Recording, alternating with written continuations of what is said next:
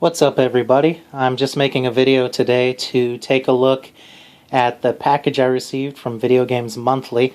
They're one of those monthly video game services. There are a few of them out there. Basically, you pay a flat fee each month, and they send you anywhere from 3 to 10 old-school retro games. I'm really not sure what to expect. This is the first service like that I've used, and this is actually my first shipment from them. So I'm really not sure what's going to be in here, so I thought I would document it and kind of go on a journey here, make a video this month and then next month and maybe one more, and kind of decide if it's actually worth the money or if maybe it's a good business model from the selling perspective but not necessarily from a buying perspective. So pretty well padded in a priority mail envelope here. I'll go ahead and open that up and see what's in there. I feel that it feels like there's a box of some sort inside, so I'm not too concerned about the condition of what's in here.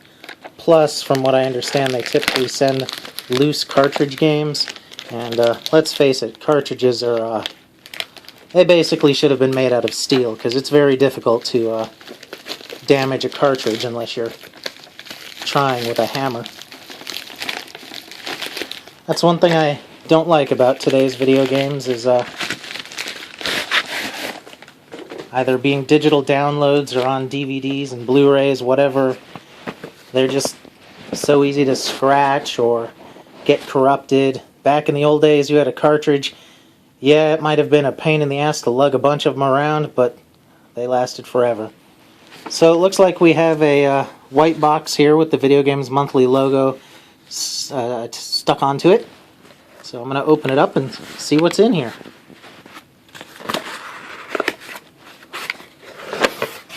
Okay, let's see. Alright, let's see here. We've got what appears to be a Video Games Monthly can cozy. I never have a beverage sitting around for very long, so this isn't very useful to me, but it's an interesting gimmick. So there's that. The first game we have in here is Cool Spot for the Genesis. I know the NES version of this game is pretty enjoyable. I don't know much about the Genesis version, so I will be playing that and learning about it. One thing I will mention is their service lets you pick Nintendo, Super Nintendo, Sega Genesis, and Nintendo 64. I don't currently own a Nintendo 64, but I have the other three consoles, so those were the ones I selected to receive a random assortment of. Up next we have EXO Squad for the Genesis. I want to say this game is actually pretty well regarded, but I'll play it and see. Following right along we have... Okay, seriously, that is a difficult font to read, and it's not a game I'm familiar with.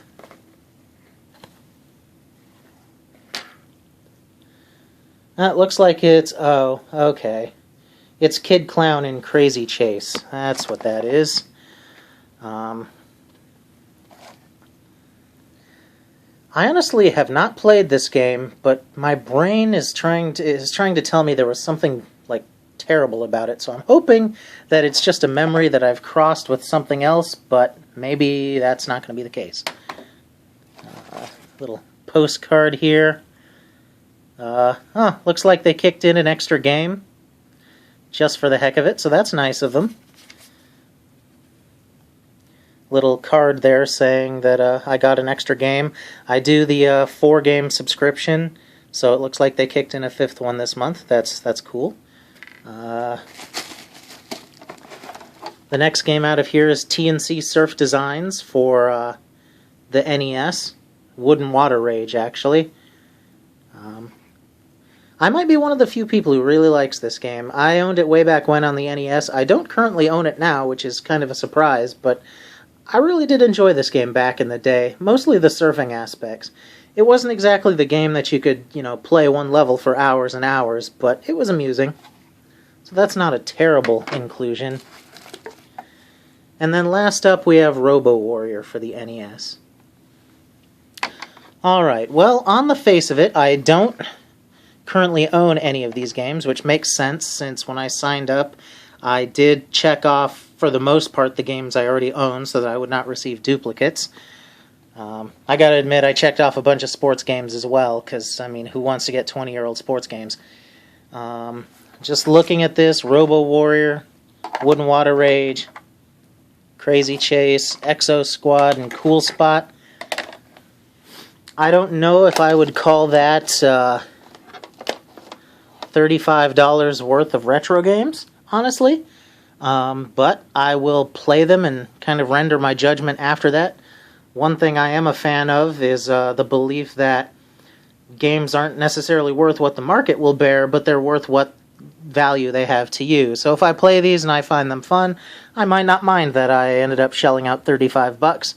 But if I play them and, you know, they're terrible, well, I may trade them in and end up taking a quote-unquote loss on the deal. So I guess we'll see.